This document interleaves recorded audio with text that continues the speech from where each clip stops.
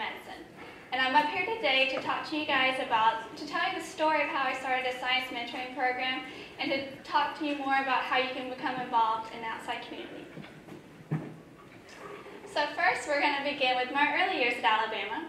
I was a sophomore biology major, and I was stressed about school, felt like all I did was study, and I wanted to find a way to help people. And the first thing that came to my mind was ballet.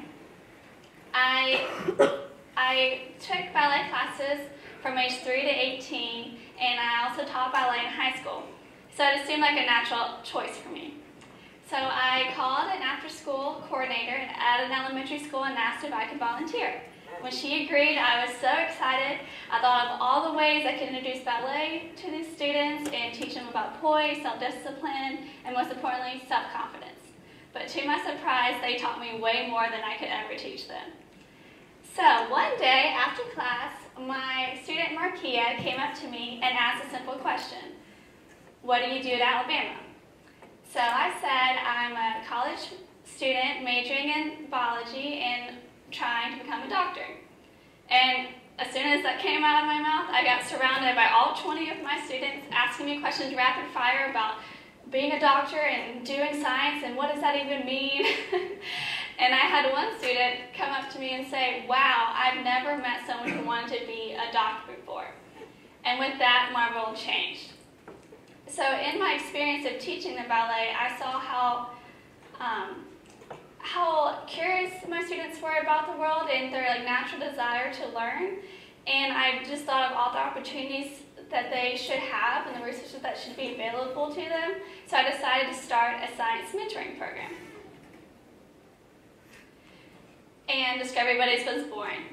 My idea for the program was to bring college students to the elementary schools and do fun science experiments with the kids. We did things like elephant toothpaste, silly putty, Diet Coke Mentos was their favorite by far.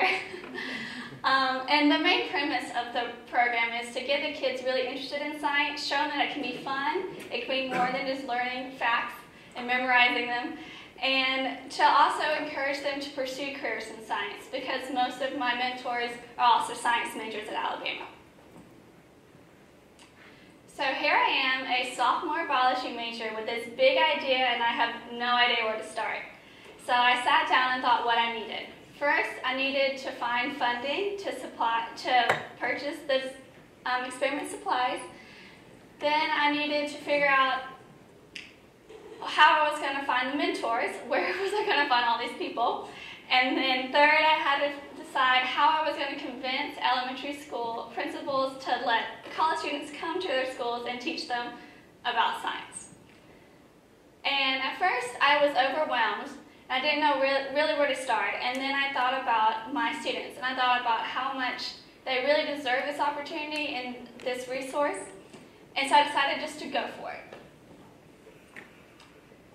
And I started by contacting the after-school coordinator and telling her about my idea. She was very encouraging, so I went to Alpha Epsilon Delta Pre-Health Honor Society and asked if they would provide a source for mentors.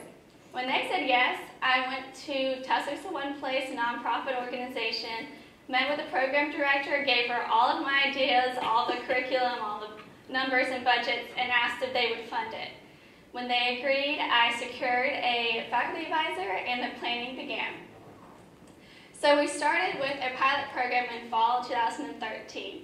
We had brand new experiments, college mentors who had never done this before, and then 3 grades of elementary students who had no idea what to expect. What could possibly go wrong? Well, first, we did the silly putty experiment. So what we did was we took cornstarch and water, mixed them together, and it makes a semi-solid material. And I thought it'd be a fun way to teach the kids about the different properties of a solid and a liquid. But one of my students, Damien, had better ideas.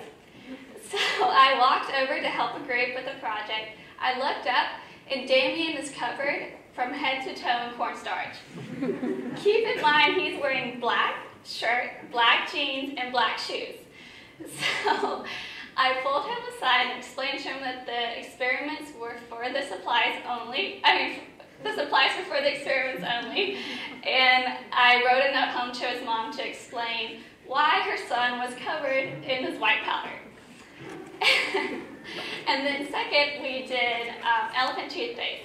So what we do is we combine dishwashing soap, hydrogen peroxide, yeast, and food coloring.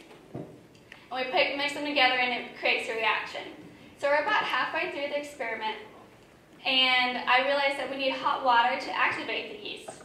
And to my surprise, elementary schools do not have any source of hot water except for in the cafeteria.